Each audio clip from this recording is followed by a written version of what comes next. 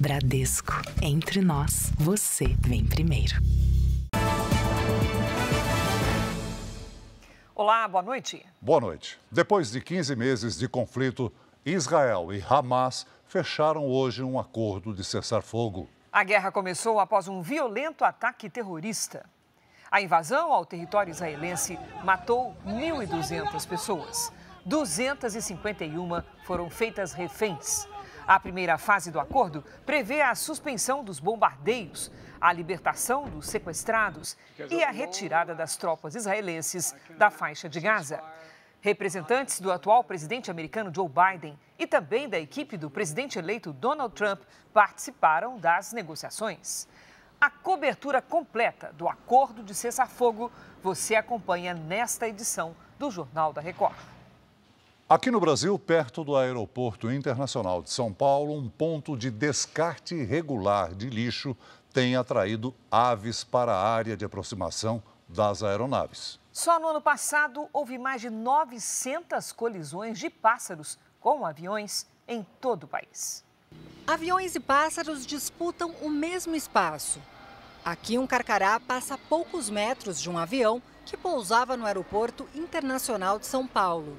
Nesta imagem, mais de 20 pássaros estão na pista, num risco grave de acidente. O piloto sinaliza a presença de aves para a torre de controle. Pássaros sobre a pista.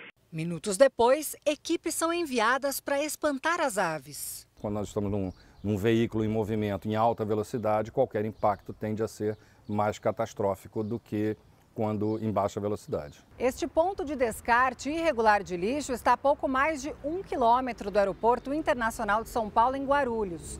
Os resíduos despejados sem controle atraem pássaros para as áreas próximas às cabeceiras das pistas e aumentam o risco de colisões.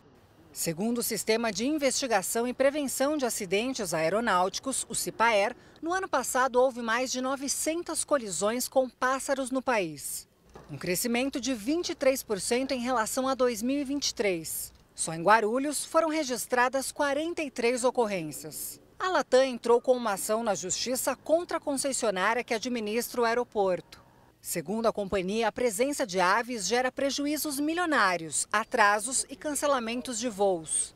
Só em 2024, a empresa diz que 513 aeronaves foram atingidas por pássaros. A concessionária que administra o aeroporto afirmou que é preciso uma ação conjunta com as prefeituras e órgãos ambientais, porque o descarte de lixo que atrai animais excede os limites do aeroporto. O urubu é uma ave que vive do lixo, né? Então ela se alimenta basicamente de carcaças ou de lixo. Além dos urubus, também é grande o número de carcarás perto do aeroporto. São grandes áreas gramadas. Não há uma ameaça evidente à vida dele, porque não há outros predadores, a não ser o carcará. A Prefeitura de Guarulhos diz que faz a remoção de entulhos e que intensificou a conscientização para as pessoas não jogarem lixo em locais não autorizados. No Rio de Janeiro, 3 suspeitos morreram e 13 foram presos durante operações da polícia e do Ministério Público contra a facção Comando Vermelho. No complexo do Alemão, os traficantes derramaram óleo na pista para impedir o avanço dos veículos blindados. Ainda era madrugada quando os agentes entraram no complexo do Alemão. Houve troca de tiros. Veículos foram incendiados na entrada do conjunto de comunidades. Ruas amanheceram com óleo derramado para impedir o avanço das equipes. Este blindado, que tentava subir a ladeira, derrapou e atingiu 2 carros e uma moto que estavam estacionados. O governador do Rio, Cláudio Castro, disse que o estado vai pagar pelos veículos atingidos. A operação da polícia e do Ministério Público tinha o objetivo de encontrar 14 acusados de integrar o braço financeiro da maior facção criminosa do Rio. 8 mandados foram cumpridos. Além disso, 5 suspeitos foram presos em flagrante e 3 morreram. Um policial do BOPE ficou ferido. Armas, drogas e munição foram apreendidas. A asfixia financeira do crime organizado já se mostrou como a solução mais eficaz diante do cenário calamitoso que estamos vivendo. As investigações começaram há quase 6 anos, depois da prisão de um contador do tráfico. Documentos apreendidos revelaram um esquema conhecido como Caixinha do Comando Vermelho, um fundo financeiro que sustentaria a organização criminosa. A quebra dos sigilos fiscal e bancário dos investigados e familiares identificou movimentações de mais de 21 milhões e 500 mil reais. Basicamente, o que se fazia era que todo o dinheiro de roubos de carga, roubos de veículo, extorsões e do próprio tráfico de droga era depositado em contas de passagem e essas contas, então, eram utilizadas para pulverizar esses valores, seja para pagamento de drogas, aquisição de armas, financiamento de invasões territoriais do próprio Comando Vermelho.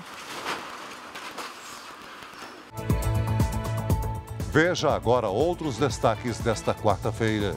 Depois de onda de notícias falsas, governo revoga fiscalização sobre transações financeiras.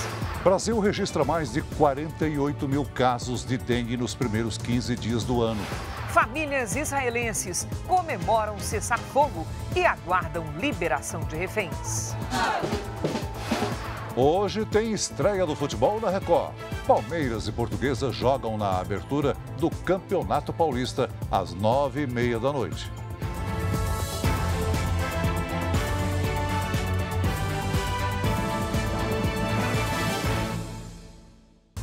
Oferecimento Bradesco. Entre nós, você vem primeiro.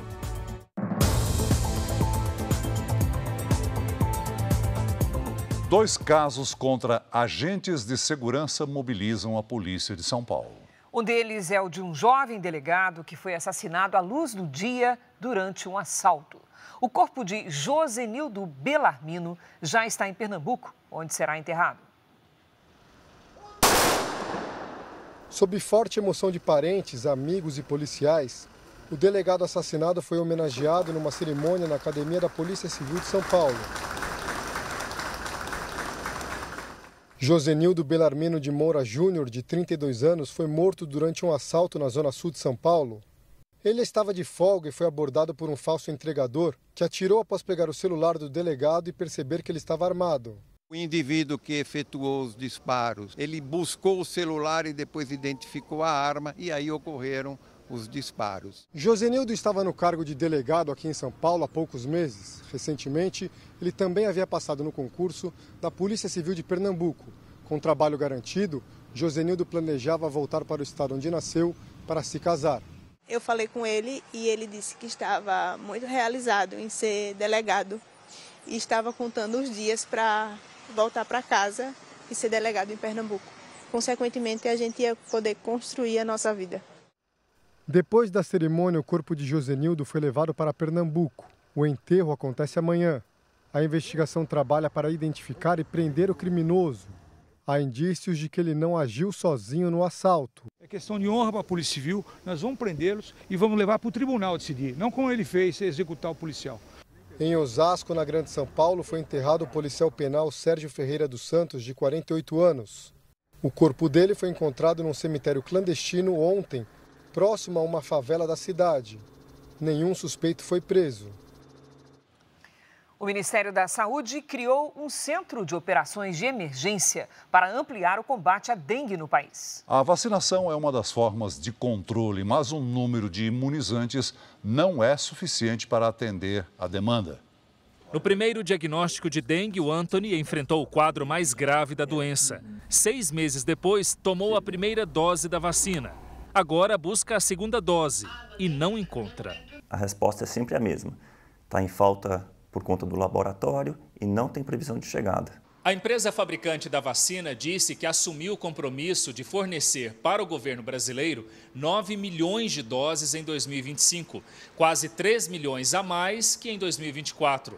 A quantidade para o setor privado, a empresa preferiu não informar. Ainda segundo o fabricante, existe um estoque de segurança para farmácias e clínicas, mas a prioridade é para o atendimento ao SUS, o Sistema Único de Saúde. Na rede pública, a vacina está disponível para quem tem de 10 a 14 anos de idade. No setor privado, o valor de cada dose custa entre R$ 350 e R$ 590. A gente tem uma lista de espera de mais de 100 pessoas, né, e a gente recebe a conta-gotas. Essa semana a gente recebeu somente 2 doses, que dá para atender uma pessoa. Ano passado, o Brasil teve mais de 6,5 milhões de casos de dengue. O número de mortes passou de 6 mil. Em 2025, já há mais de 48 mil casos prováveis da doença. A Anvisa analisa em ritmo acelerado o pedido de registro de uma vacina de dose única desenvolvida pelo Instituto Butantan, mas ainda não há previsão de quando o imunizante estará liberado. O risco de avanço da doença preocupa os especialistas, principalmente com a disparada dos casos de dengue tipo 3. Dizem que a segunda vez que você contrai a doença tende a ser mais grave que a primeira. E como é a primeira vez que eu tive, foi bem grave, então assim, eu fico numa situação bem delicada, né? Uma carta com vários erros de português foi apreendida na penitenciária de Presidente Venceslau, no interior de São Paulo. O manuscrito dava detalhes da atuação da facção criminosa PCC. Os documentos mostram o plano de retaliação descrito como resposta de sangue, com possíveis ataques contra 3 agentes públicos descritos como tiranos. O manuscrito também detalha as manifestações em que presos deveriam simular torturas e estender lençóis em presídios com frases como socorro, injustiça e opressão. O caso é investigado pela Polícia Civil e pelo Ministério Público. Ontem, numa operação conjunta, 12 pessoas foram presas. Nós vamos agora para Israel falar ao vivo com o correspondente Matias Blotero. Matias, foi anunciado hoje um acordo de cessar-fogo entre Israel e o grupo terrorista Hamas. O que falta para entrar em vigor? Boa noite, Celso, Cris e todos vocês que nos acompanham no Jornal da Record.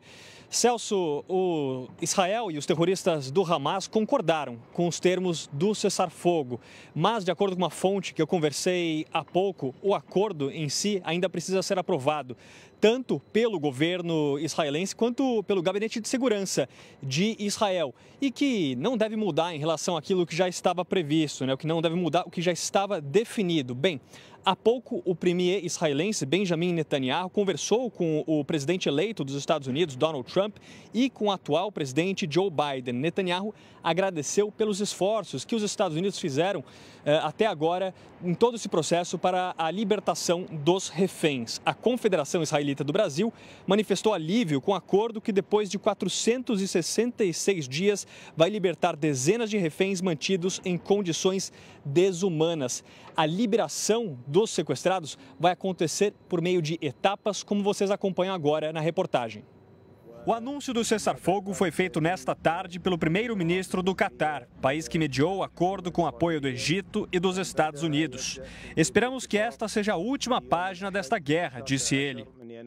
O cessar-fogo começa no próximo domingo e prevê a libertação de 33 reféns, com prioridade para mulheres, crianças, doentes e idosos, em troca de presos palestinos. As forças de defesa de Israel devem deixar as áreas povoadas de Gaza. Na segunda fase, o Hamas se comprometeu a libertar os reféns restantes. Nesse momento, será avaliada a possibilidade de um cessar-fogo permanente. Na terceira fase, o grupo terrorista deve entregar os corpos dos reféns mortos em cativeiro. Jimmy é primo de Shiri Bibas, uma das reféns sequestradas com o marido e 2 filhos pequenos. Se vai ser bom, se vai ser mal, a gente não sabe, mas tem que ter um fim para aquela história. E a gente está esperando para receber boas notícias. Os Estados Unidos tiveram um papel decisivo na conclusão do acordo entre Israel e o grupo terrorista Hamas. Em entrevista coletiva na Casa Branca, o presidente Joe Biden afirmou que a atual gestão e a equipe do republicano Donald Trump participaram das negociações no Oriente Médio. O acordo foi desenvolvido e negociado sob a minha administração, mas os termos serão colocados em prática pelo próximo governo, disse Biden. Steve Witkoff, escolhido por Trump para representar o novo governo no Oriente Médio, participou das negociações nos últimos dias. Biden também disse que, a partir de agora, cabe a Israel e ao novo presidente americano agirem no futuro, caso as etapas do acordo não sejam cumpridas. o governo americano garantiu que o cessar-fogo vai permitir que mais ajuda humanitária entre no território palestino. Em uma rede social, Donald Trump comemorou o acordo e disse que os reféns serão liberados em breve.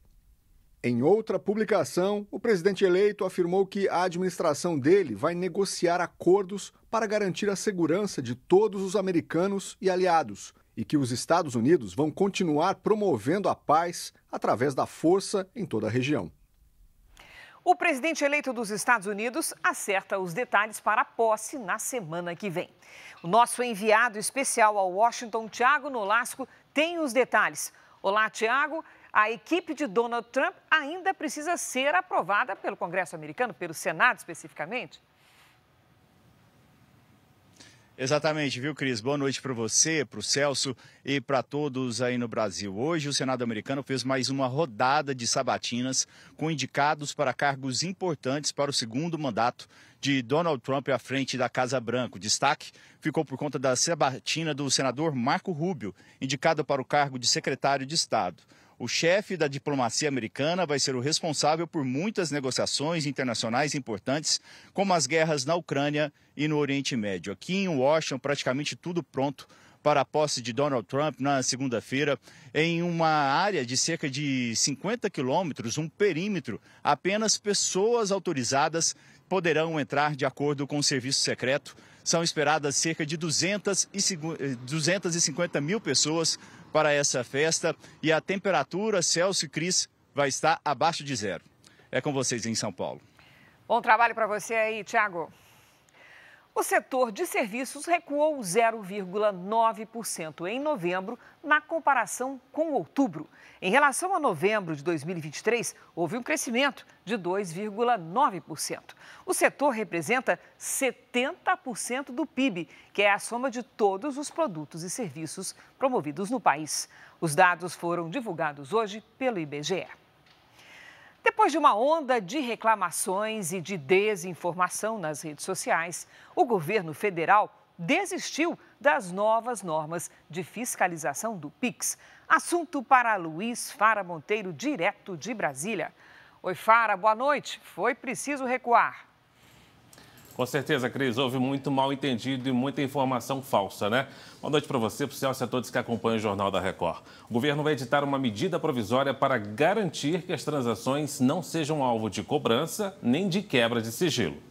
A revogação do ato, que ampliou as normas de acompanhamento de transações financeiras com fiscalização sobre as transferências via Pix, foi anunciada pelo ministro da Fazenda, Fernando Haddad, e pelo secretário especial da Receita Federal, Robinson Barreirinhas. Infelizmente, essas pessoas sem escrúpulo nenhum com vistas a um ganho político, prejudicar as pessoas mais humildes do país e, inclusive, abrir margem para crimes serem cometidos em cima dessa mentira. Infelizmente, esse dano é continuado e, por conta dessa continuidade do dano, dessa manipulação desse ato da Receita, eu decidi revogar esse ato. De acordo com o ministro da Fazenda, o presidente Lula vai editar uma medida provisória para reafirmar que as transações via Pix não vão ser tributadas. O acompanhamento das informações deve ser retomado por meio de um projeto de lei que vai ser analisado pela Câmara e pelo Senado. Com o debate político, o governo espera encerrar a onda de desinformação que tem circulado nas redes sociais. Fernando Haddad disse que os responsáveis pelas fake news vão ser levados à justiça. O estrago causado está feito por esses inescrupulosos, inclusive senador da República e deputado federal, agindo contra o Estado brasileiro. Essas pessoas vão ter que responder pelo que fizeram, mas nós não queremos contaminar a tramitação da medida provisória no Congresso Nacional até que se esclareça no âmbito do Congresso o que de fato aconteceu nos últimos dias. O Ministério da Justiça aceitou sugestões dos governadores e apresentou uma nova proposta de emenda à Constituição para a segurança pública. Os governadores reclamaram da perda de autonomia na gestão da segurança. Agora, o projeto deixa mais claro que as novas atribuições concedidas à União não excluem as competências de estados e municípios. A Polícia Rodoviária Federal passa a ser responsável também pela segurança de hidrovias e ferrovias. A PEC garante que a Polícia Federal atue em ações de crimes ambientais e contra o crime organizado. O novo texto foi enviado hoje à Casa Civil, mas ainda não existe previsão de quando vai ser encaminhado ao Congresso, onde ainda deve sofrer alterações. Uma portaria que vai regulamentar o uso das forças de segurança deve ser publicada na sexta-feira. O governo defende que as armas letais só sejam usadas pelas polícias em último caso e quer atrelar o repasse de recursos do Fundo Nacional de Segurança Pública e do Fundo Penitenciário Nacional aos estados que seguirem as novas diretrizes. Ninguém é obrigado a pegar verbas federais. O governador que não quiser, não pega. Mas aquele que quiser fazer uso do dinheiro público federal, ele terá que se subordinar às diretrizes federais. A medida já tinha sido criticada pelo governador de Goiás, Ronaldo Caiado, que classificou de chantagem a vinculação de repasse de verbas dos fundos à adesão dos estados. O presidente Lula se reuniu hoje com parte da equipe ministerial para discutir possíveis vetos na proposta de regulamentação da reforma tributária. Lula vai sancionar a regulamentação da reforma tributária amanhã, quando termina o prazo para a sanção presidencial. A decisão foi tomada hoje em reunião com os ministros da Fazenda, Fernando Haddad, e da Secretaria de Comunicação Social, Sidônio Palmeira. A sanção vai permitir a transição para um novo sistema de cobrança de impostos no Brasil. Mas o governo ainda discute os vetos ao projeto que regulamenta a reforma tributária. O ministro da Fazenda disse que as mudanças vão impactar apenas questões técnicas. Nós estamos respeitando no mérito aquilo que o Congresso decidiu, até porque, para nós, a alíquota média é a mesma desde o começo. A alíquota média é em torno de 22%, tá certo? Agora, a alíquota máxima, ou padrão, ela depende das isenções. E a própria lei estipula uma revisão periódica das isenções e dos abatimentos. Também hoje, o governo enfrentou críticas sobre o programa de renegociação de dívidas dos estados. Governadores se posicionaram contra o formato aprovado pelo Congresso e os vetos presidenciais. O governador do Rio Grande do Sul estão indignados com essa situação. A mesma coisa. Se for para ficar como está, mutilado, nós não vamos aderir, não, que ele é pior do que o regime de recuperação fiscal. Então, estão nos dando algo inferior ao que nós já tínhamos com esses vetos. O Procurador-Geral da República se posicionou contra o pedido de Jair Bolsonaro de participar da posse de Donald Trump nos Estados Unidos. Paulo Gonet afirmou que o pedido não tem interesse público e satisfaz apenas o interesse privado do ex-presidente. Bolsonaro teve o passaporte apreendido pela Polícia Federal na operação que apura um suposto plano de golpe de Estado. O ex-presidente nega envolvimento com o caso. Eu fico por aqui. Para você saber mais notícias de Brasília, é só acessar o r7.com. A gente volta ao estúdio do JR em São Paulo. Cris e Celso. Obrigada, Fara. O INMET, o Instituto Nacional de Meteorologia, emitiu alerta de temporais para várias regiões do país. Uma das pistas da principal via de trânsito rápido de Goiânia teve que ser interditada. Parte cedeu depois do último temporal. Uma mulher teve que ser resgatada com a ajuda de outros motoristas. Em 24 horas, choveu na cidade mais de 135 milímetros. Banco, onde está lá de fora lá, ó. É o segundo maior volume de chuva em um único dia em Goiânia. Segundo o Instituto Nacional de Meteorologia, em 2 semanas, o volume já ultrapassou em 30% o que era esperado para todo o mês de janeiro. Em Planaltina, de Goiás, moradores foram resgatados de barco pelos bombeiros. Quando a água baixou, foi possível ver que uma cratera surgiu no asfalto. Em Mato Grosso, os temporais desalojaram 170 famílias nas cidades de Rio Branco e Salto do Céu. Uma ponte de madeira foi levada pela correnteza. Uma viatura policial foi surpreendida pelo alagamento. Os agentes tiveram que se abrigar em cima do carro. Na região metropolitana de Cuiabá, um abrigo com mais de 100 animais foi tomado pela água. No Maranhão, a água invadiu casas em São José de Ribamar. Uma ponte foi interditada. Em Minas Gerais, subiu para 26 o número de mortes causadas pelos temporais. 63 municípios declararam situação de emergência ou calamidade no estado. Em Governador Valadares, a chuva deu uma trégua e o nível do Rio Doce saiu da cota de inundação. Enquanto alguns estados sofrem com temporais na região sul, o calor ganha força. Hora de conversar com a Lidiane Sayuri. Oi, Lid, boa noite. Como é que vai ficar o tempo? O Sudeste ainda vai registrar temporais e o aguaceiro continua entre o Norte, Nordeste e Centro-Oeste. Cris, boa noite para você. Celso, muito boa noite. E boa noite para você de casa. No sul, ventos em vários níveis da atmosfera impedem o avanço de frentes frias. Sem frentes frias, uma bolha de ar quente vai se instalar entre os estados do Rio Grande do Sul, Mato Grosso do Sul e oeste de São Paulo até a próxima segunda-feira. Porto Murtinho, em Mato Grosso do Sul, Lajeado, no Rio Grande do Sul e Loanda, no Paraná, vão registrar temperaturas entre 38 e 42 graus, cerca de 8 graus acima da média. Em Curitiba, quinta com chuva de manhã e à tarde, máxima de 27 graus. Em São Paulo, previsão de temporal, faz até 28. Em Goiânia, chove forte a qualquer hora. Hoje, a chuva volumosa caiu sobre os estados do Ceará, Piauí e de Pernambuco. Ainda vemos muitas instabilidades entre o Amazonas, Minas Gerais e Maranhão. Amanhã, o ar quente e úmido da região amazônica forma nuvens carregadas sobre vários estados. O interior de São Paulo entra na rota dos temporais. No Espírito Santo, a chuva frequente e volumosa pode causar transtornos.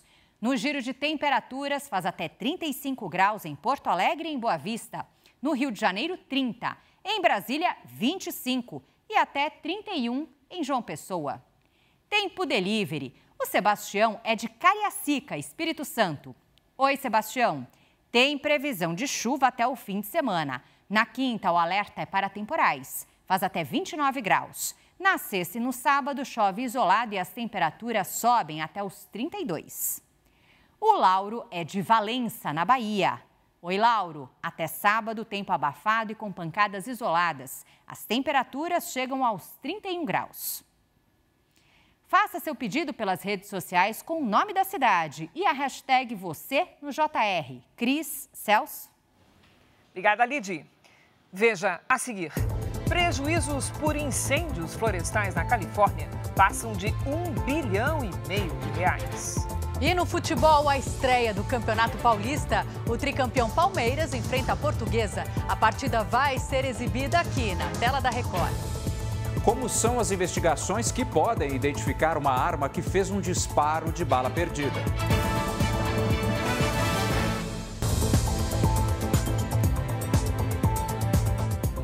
Os Estados Unidos proibiram o uso de um corante vermelho conhecido no Brasil como eritrosina em alimentos e medicamentos.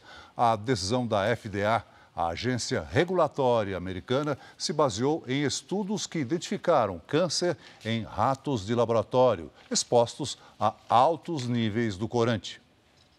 Mais de 6 milhões de pessoas estão sob ameaça crítica para incêndios por causa dos fortes ventos que atingem a região de Los Angeles. O número de mortos na Califórnia subiu para 25.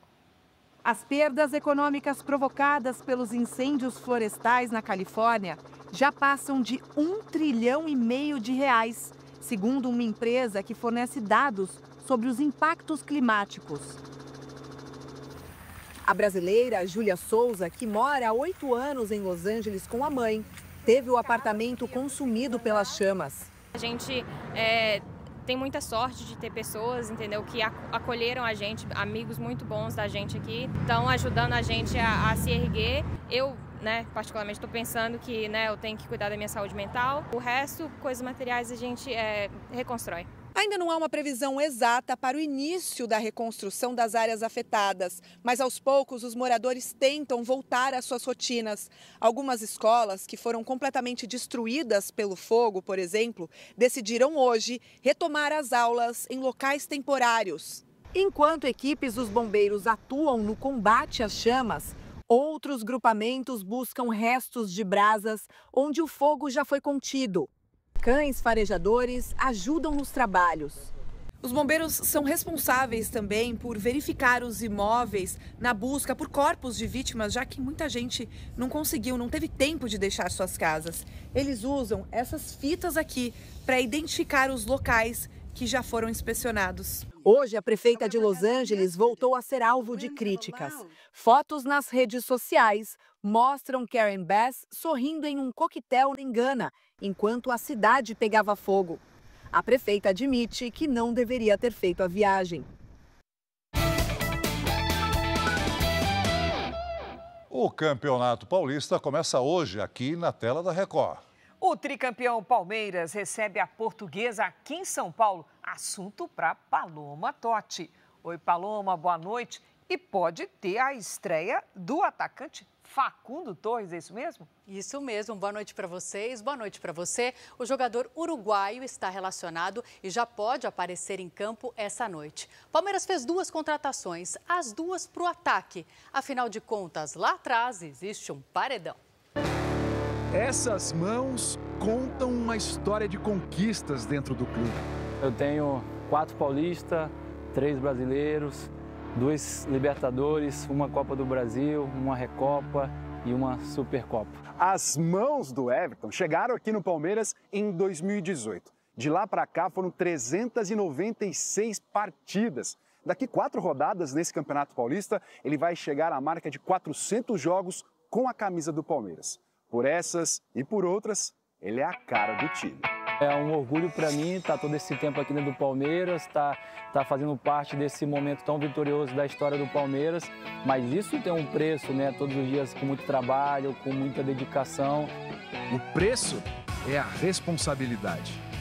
Cada ano que vai passando e você vai permanecendo dentro do clube, a tua responsabilidade só aumenta. Porque a gente tem que provar cada vez mais que a gente merece estar aqui dentro do clube, a gente merece vestir essa camisa. O Everton é referência no Palmeiras e para os goleiros, e não só pelo que faz com as mãos. Muitas jogadas de gol começam por ele. A habilidade que adquiriu nos tempos em que despontava na base, mas em outra posição. Eu era atacante, então eu de certa forma tinha boa habilidade com os pés, fazia gol. Como eu era o grandão, um dia faltou o goleiro, eu tive que ir para o gol e virei goleiro por acaso. Se a carreira nasceu por acaso, o sucesso veio com muito trabalho e títulos. Com essa bagagem, o Everton chegou à seleção e disputou uma Copa do Mundo. E ao substituir Alisson no Catar, ele ganhou a melhor memória da vida. Eu acho que vai ser uma imagem que vai ficar marcada, que vai virar quadro, que vai virar palestra, história, vai virar muita coisa aí daqui para frente, sem dúvida. Assim, pensando lá na frente, o Everton sonha com outros voos. Quando aposentar, ele quer ser piloto de avião. Mas agora o alvo no radar é o Tetracampeonato Paulista, algo inédito na história do clube. O Palmeiras é tricampeão paulista! O objetivo do Palmeiras é sempre ganhar títulos. É óbvio que observa todas essas questões de nunca ninguém conseguiu ser 4 vezes campeão seguido, então é uma oportunidade para a gente também. Pela história, pela postura, pela competência, o torcedor pode ficar tranquilo. O gol do Palmeiras está em ótimas mãos. Eu tenho orgulho, mas também sei da minha responsabilidade. O goleiro é isso. Acho que você tem que olhar para ali para trás e saber que tem alguém seguro e saber que tem alguém ali que pode ajudar no momento de decisão, e é isso que eu quero fazer essa temporada. Eu volto daqui a pouco com as informações da partida entre Palmeiras e Portuguesa, direto do Allianz Parque, na abertura do Campeonato Paulista. É a estreia das transmissões do futebol da Record em 2025. Cris, Celso. É já, Paloma. A seguir, dezenas de pessoas podem ter sido vítimas de empresa que anunciava financiamento de carros em São Paulo. E veja também, mesmo com o apoio da Força Nacional, criminosos voltam a incendiar ônibus em Porto Velho.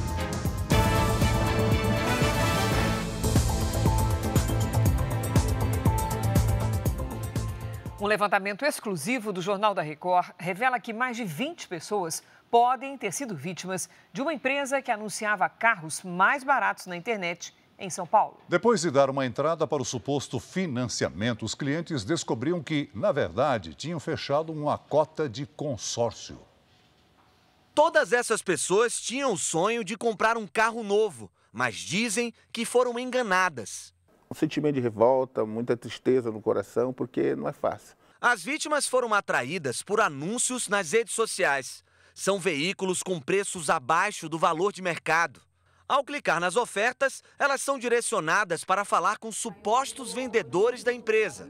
O vendedor é bem convincente, ele fala para a vítima fazer o depósito via Pix e que dentro de 4 ou 5 dias o veículo dela estaria sendo liberado para ela ir até a agência e escolher o veículo. Só que não foi isso que aconteceu com o Francisco. Desempregado, viu a oportunidade de comprar um carro para trabalhar como motorista de aplicativo. Na empresa, ele foi orientado a dar uma entrada de R$5.000 para liberar uma carta de crédito para finalizar a compra.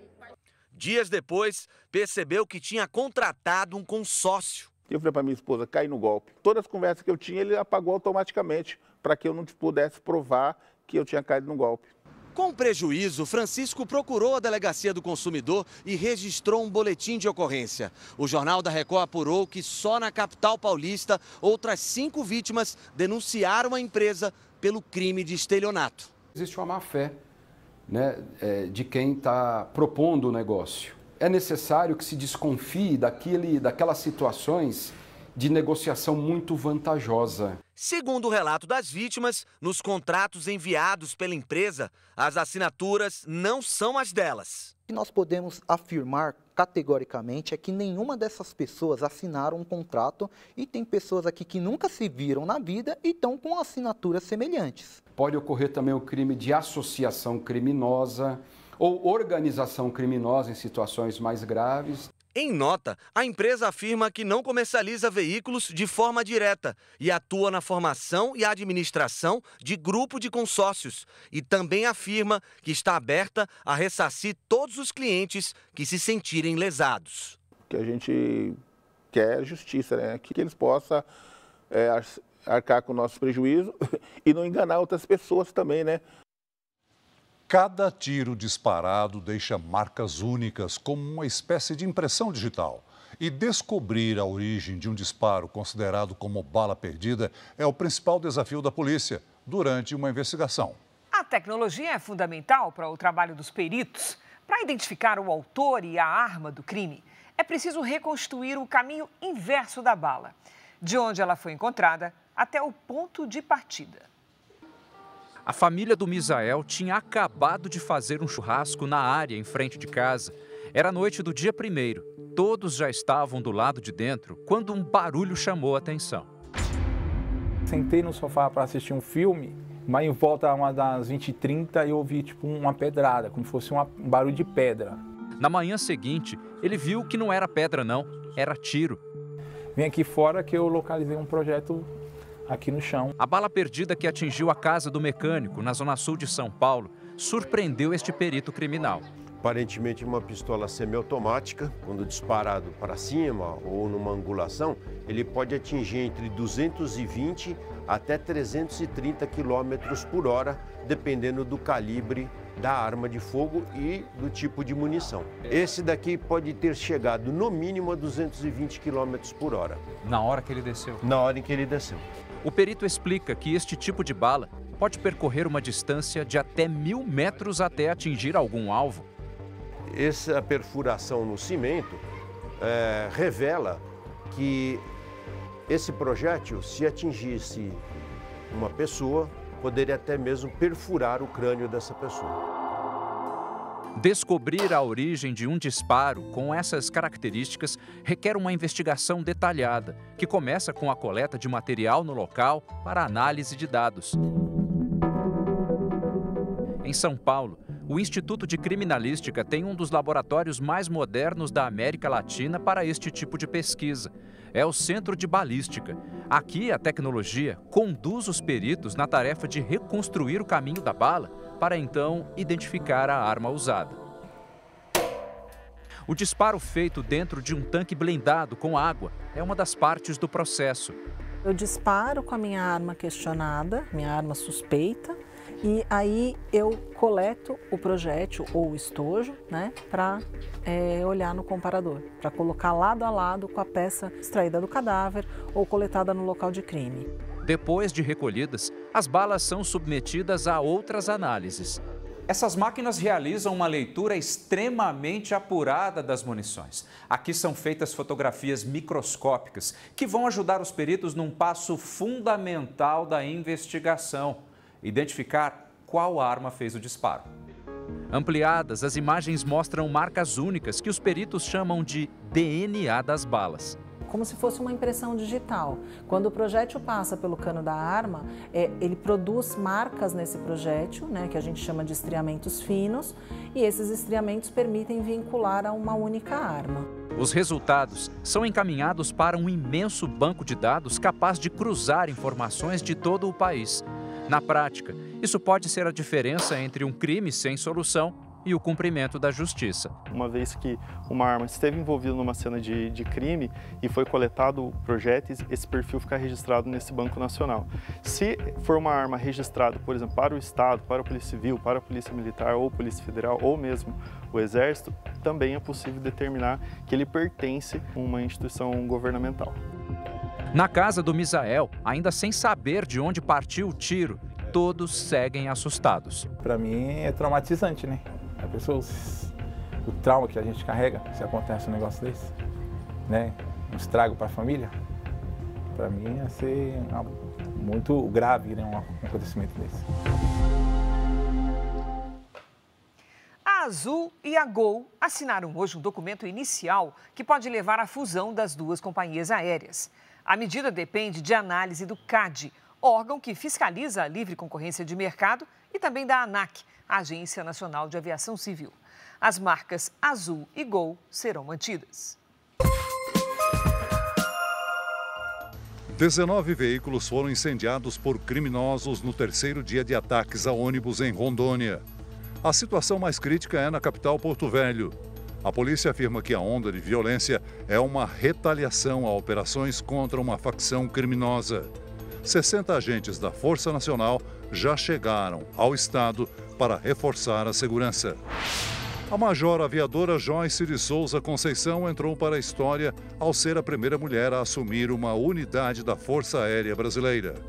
Ela vai comandar o primeiro esquadrão do grupo de transporte do aeroporto do Galeão, no Rio de Janeiro. 2 crianças e 3 adolescentes foram encontrados após 2 dias desaparecidos numa área de mata em Ipixuna do Pará. O grupo entrou na floresta para caçar e se perdeu na segunda-feira. Todos foram encaminhados para atendimento médico e estão fora de perigo.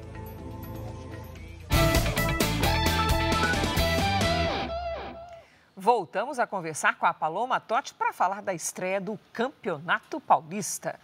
Paloma, já está tudo pronto, né? Tá sim, tá sim. Daqui a pouco, às 9h30 da noite, a bola rola no Allianz Parque. Você vai acompanhar ao vivo aqui na tela da Record a partida entre Palmeiras e Portuguesa. Jogaço. A Duda Gonçalves está lá no estádio e traz as últimas informações pra gente. Boa noite, Duda. Boa noite, Paloma. O Palmeiras, atual tricampeão paulista, vem com força máxima. O destaque do time é o jovem Estevão. No Campeonato Brasileiro do ano passado, ele marcou 13 gols. A torcida também está na expectativa da estreia do uruguaio Facundo Torres, uma das contratações desta temporada. Já a Portuguesa chega confiante para o primeiro grande desafio do ano. A Lusa passa por uma reestruturação depois de se tornar SAF. E o elenco vem embalado depois de vencer 2 jogos treinos nesta pré-temporada. Daqui a pouco, já você vai acompanhar o primeiro clássico estadual da temporada aqui na tela da Record. Paloma.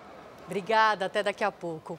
O meio-campo argentino Thiago Almada, campeão brasileiro e da Libertadores pelo Botafogo no ano passado, foi apresentado hoje no novo clube. Almada vai jogar pelo Lyon da França, equipe que também pertence ao dono do Botafogo, John Textor. O jogador deve ficar no clube, a princípio, por 6 meses. Os primeiros jogos do Campeonato Paulista já começaram. Vamos aos gols. Em Rio Claro, o Noroeste venceu por 2-0 o Velo Clube, que voltou à primeira divisão do futebol paulista depois de 46 anos. A Ponte Preta venceu o Novo Horizontino na casa do adversário por 1-0. Aí o gol.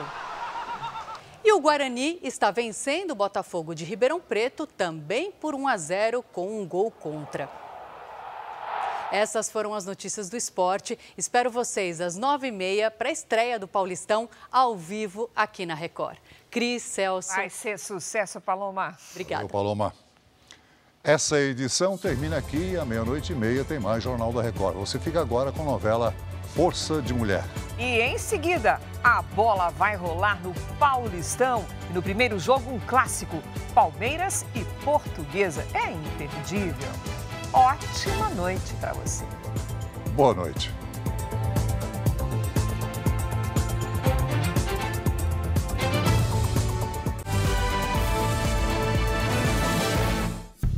Bradesco. Entre nós, você vem primeiro.